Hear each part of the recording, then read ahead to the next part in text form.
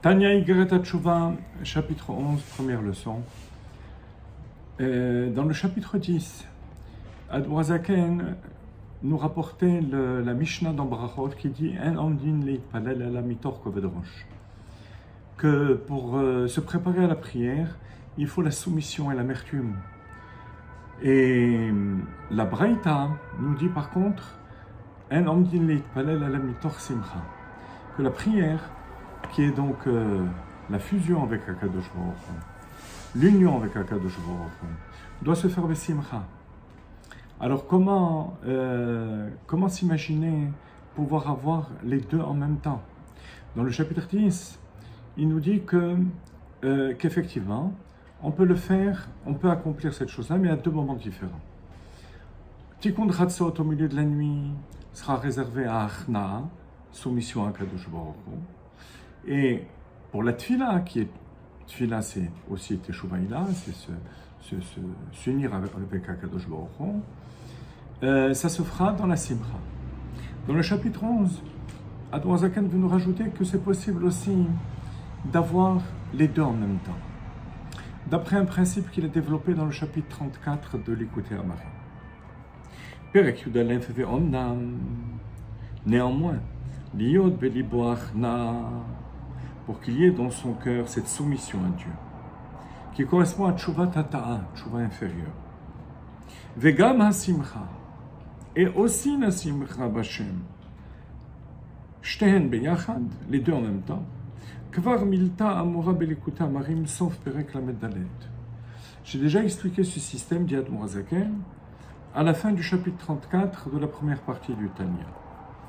Comme Shekatu beZohar HaKadosh, ainsi que le Zohar dit, Chedvat kia belibai misitrada, Rabbi Elazar dit, j'ai de la joie implantée dans mon cœur de ce côté, et l'amertume de l'autre côté. Là-bas, Rabbi Elazar vient de recevoir les sodotes, les secrets, du sens du Khorban, de la destruction du Beth Amikdash. Alors, il y a la simcha d'avoir compris ces secrets, mais de l'autre côté, il y a l'amertume du fait de penser et de méditer à la destruction du Beth Amikdash. Alors il en va de même pour nous, dit Admor HaZaken. Étant donné que la simcha et l'amertume proviennent de deux causes différentes. L'amertume vient des averot, des transgressions. Des transgressions donc qui touchent l'âme animale du juif. Alors que la simcha provient de l'union entre la neshama et Akadosh Baruch Hu. Étant donné que les deux sources sont différentes, alors elles vont pouvoir trouver leur place respective dans le cœur et provoquer en même temps l'amertume et en même temps la simcha. Lorsque les deux sentiments sont provoqués par le même réveil, la même prise de conscience, alors effectivement, c'est difficile d'éprouver en même temps deux sentiments.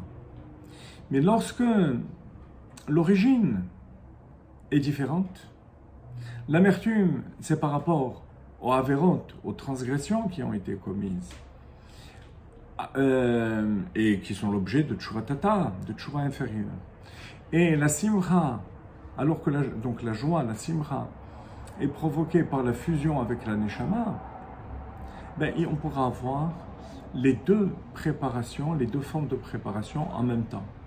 Et bien entendu, elles auront plus d'impact puisqu'elles se font juste avant la tfila, alors que d'après le conseil qui est donné dans le chapitre 10, ça va se faire à deux moments différents.